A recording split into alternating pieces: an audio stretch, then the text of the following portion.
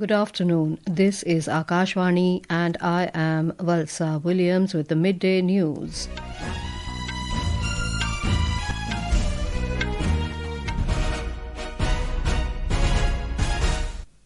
The headlines. Prime Minister Narendra Modi to speak on Global South concerns, climate action and energy transition in G20 Summit to be held in South Africa from tomorrow. Home Minister Amit Shah announces 5-year target to make BSF most modern and aggressive force in the world. 56th edition of International Film Festival of India enters second day. Minister of State for Information and Broadcasting, Dr. L Murugan, calls for greater international co-production. 5.7 magnitude earthquake jolts Bangladesh this morning. Tremors also felt across Kolkata, Assam and other parts of northeastern region. And in cricket, India A to face Bangladesh A in first semi-final match of Asia Cup rising in Doha this afternoon. Prime Minister Narendra Modi will be arriving in Johannesburg today to attend the 3-day G20 Leaders Summit. This marks his fourth official visit to South Africa following his bilateral visit in 2016 and later for the two BRICS summits in 2018 and 2023. Earlier, in his departure statement, Prime Minister Modi said the summit will be an opportunity to discuss key global issues, adding that he will present India's perspective at the summit in line with the nation's vision of Vasudhaiva Kutumbakam and One Earth, One Family, One Future. Our correspondent in Johannesburg reports that this will be PM Modi's 12th G20 summit since 2014. Prime Minister Narendra Modi will arrive in Johannesburg this evening for the first ever G20 Summit on African soil. During the 3-day gathering, he will participate in all sessions and present India's key priorities including Global South concern, sustainable development, climate action, energy transitions and reforms in global governance. On the sideline of the G20 Summit, PM Modi will meet South African President Cyril Ramaphosa and several other world leaders. He will also participate in the India-Brazil-South Africa Leaders Meeting. This marks the fourth consecutive G20 Summit hosted in the Global South. The theme for this year's summit is Solidarity, Equality and Sustainability. Under its presidency, South Africa has prioritized strengthening disaster resilience, ensuring debt sustainability for low-income countries, mobilizing finance for a just energy transitions and harnessing critical minerals for inclusive and sustainable growth. Asunyo, Akashvani News, Johannesburg. Union Home Minister Amit Shah today announced that the next 1 year will be dedicated to the modernization of the Border Security Force BSF and welfare of BSF personnel.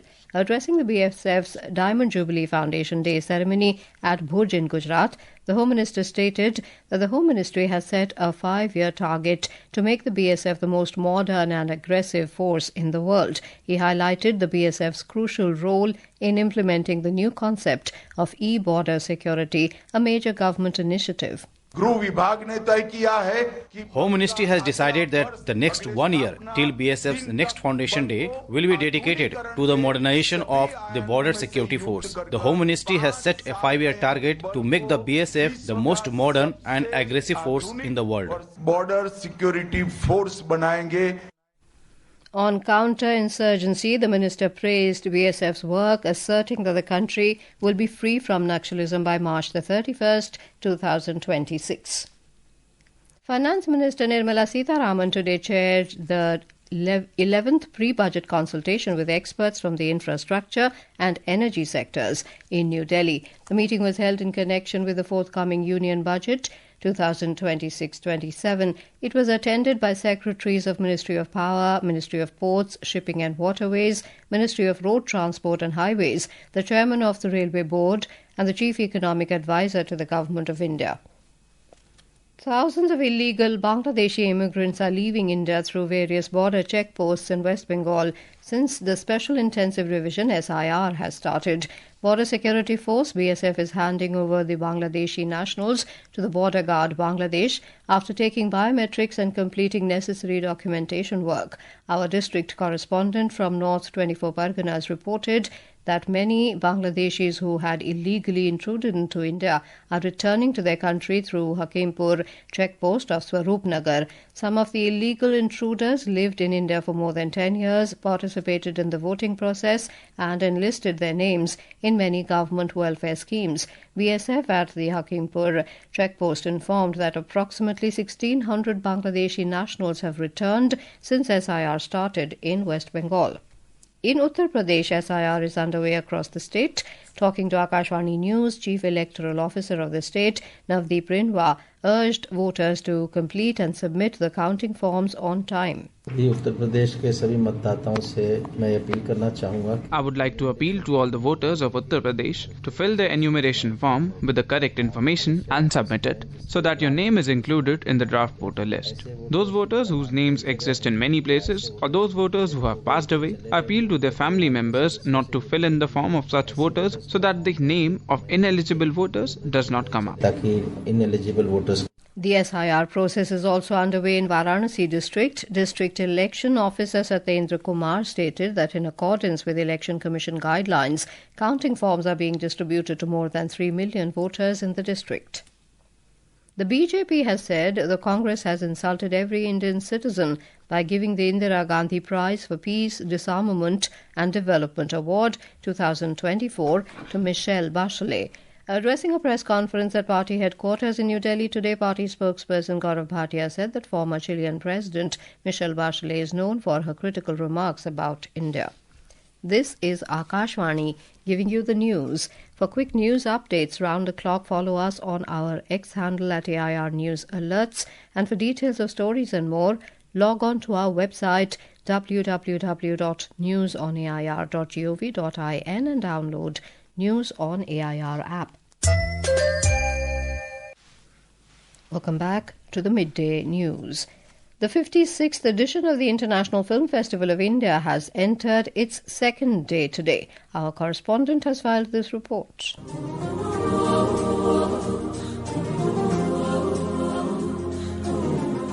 IFFI 2025 saw two important inaugurations today, the Indian Panorama and the Masterclasses. Indian Panorama is a showcase of the best of Indian films, weaving a cinematic tapestry one frame at a time. Kakori, directed by Kamlesh Mishra, was the opening non-feature film, while Tamil film Amaran by Rajkumar Periyasamy is the opening feature film. Filmmaker Muzaffar Ali's 1978 film Gaman was also screened today. Later, the filmmaker was in conversation with son and filmmaker Shad Ali. Both shared their cinematic journey and deep insights into their craft. I didn't become a filmmaker because I had to become something. I became a filmmaker because I had to feel, जिसे कहते हैं लबरेज हो जाता है एक कैफियत से, and you want to share that with the world, and then realizing, oh, this is how do I do it? I don't know this medium, So then what I do is I start sketching it because I think maybe I was not trained to be a filmmaker. So I thought if I sketch it, at least I'll know what goes into a frame. Minister of State for Information and Broadcasting Dr. L Murugan also chaired the Ambassadors Roundtable on co-production on the sidelines of the festival. Addressing the gathering, Dr. Murugan called for greater international co-production as India is cementing itself as a studio for the world. Dr. Murugan also raised the issue of piracy with the ambassadors. Meanwhile, INB Secretary Sanjay Jaju called for greater international collaboration to shape the media and entertainment industry. We are equally committed to supporting technological and skills-oriented collaborations. India's world-class studios, growing VFX and animation sector, and expanding virtual production capabilities offer opportunities for co-development of digital content. Joint training programs, scholarships, and talent exchanges can further strengthen our combined creative workforce. Day 2 is keeping up the tempo with excitement and thrill, and of course with the overpowering magic of cinema. With Nikhil Upadhyay, Adarsh Kumar, this is Saira Mujtaba, Akashvani News, Panji.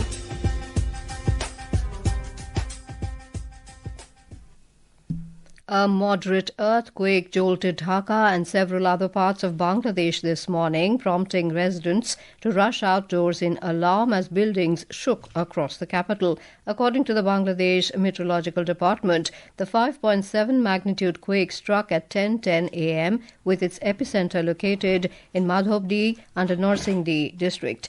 In Dhaka, the tremor was felt strongly for a few seconds, causing high-rise buildings to sway. The tremors were also felt across Kolkata, Assam and other parts of the northeastern region. Dr. Habibur Rahman Biswas, head of Regional Meteorological Centre of the IMD, confirmed that tremors were also felt in capital Kolkata. Today at morning hours at around 10 or 10:08, earthquake felt by people at Kolkata. After analysis, it found that in Bangladesh, this earthquake epicenter and magnitude was 5.7. It is over Bangladesh, and if we see that latitude longitude location, it is nearby Dhaka area.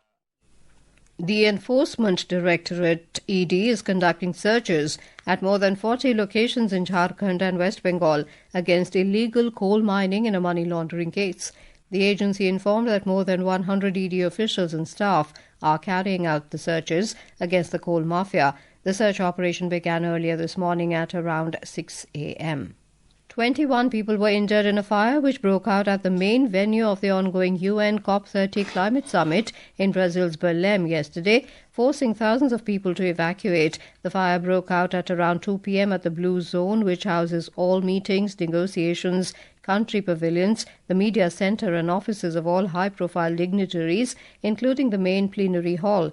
UN Secretary-General Antonio Guterres was present at the venue and was quickly evacuated by the United Nations Department of Safety and Security. India's Environment Minister Bhupender Yadav and Indian delegation were also inside the Blue Zone when the fire broke out, but were evacuated safely. Miss Mexico Fatima Bosch won the Miss Universe 2025 title in Thailand today. Bosch transformed her journey with dyslexia and attention deficit hyperactivity disorder into a passion for serving others as a long-time volunteer with migrants and vulnerable communities. Miss Venezuela was named second runner-up, Miss Philippines was announced as the third runner-up, and Miss Côte d'Ivoire as fourth. Meanwhile, India's Manika Vishwakarma exited the competition after failing to make it to the top 12 list, extending India's wait for the crown since Harnaz Kaur Sandhu's win in 2021. The Indian Meteorological Department has forecast heavy to very heavy rainfall conditions over Andaman and Nicobar Islands for the next 2 days. The weather agency has also predicted thunderstorms accompanied with lightning at places over Kerala, Mahe, Tamil Nadu, Puducherry and Karaikal. The Met Department predicted cold wave conditions over parts of West Madhya Pradesh during the next 2 days. Meanwhile, the air quality in Delhi NCR continues to be in the very poor category. The air quality index, AQI, was recorded at 367 as of 1 p.m. today. In view of the poor air quality, the Commission for Air Quality Management has imposed Stage 3 of the Graded Response Action Plan in the national capital and adjoining areas. In cricket, India A will be playing against Bangladesh A in the first semi-final match of the Asia Cup Rising Stars 2025 in Doha today. India had entered the semi-final after defeating Oman in their last Group B fixture. On the other hand, Bangladesh are coming to this clash after facing a 6-run defeat against Sri Lanka in their final Group A match. In badminton, India's men's doubles pair, Satvik Sairaj Ranki-Reddy and Chirag Shetty were knocked out of the Australian Open after losing the quarter-final match to Indonesian pair of Ajar Alfian and Muhammad Shohibul Fikri by 19-21, 15-21. Benchmark domestic equity indices, the Sensex and the Nifty, were trading over 0.3% down in afternoon trade today. The Sensex slipped 307 points to 85,326, while the Nifty fell 90 points to 26,102 when reports last came in. On the sectoral front, metal, realty and PSU banks were trading under pressure, while auto was bucking the trend. And now, before we end the bulletin, the headlines once again. Prime Minister Narendra Modi to arrive in Johannesburg this evening to attend G20 Summit to be held in South Africa from tomorrow. Home Minister Amit Shah announces 5-year target to make BSF most modern and aggressive force in the world. 56th edition of International Film Festival of India enters second day. Minister of State for Information and Broadcasting Dr. L Murugan calls for greater international co-production. 5.7 magnitude earthquake jolts Bangladesh this morning. Tremors also felt across Kolkata, Assam and other parts of northeastern region. And in cricket, India A to face Bangladesh A in first semi-final match of Asia Cup Rising Stars in Doha this afternoon. And with that, we end the midday news.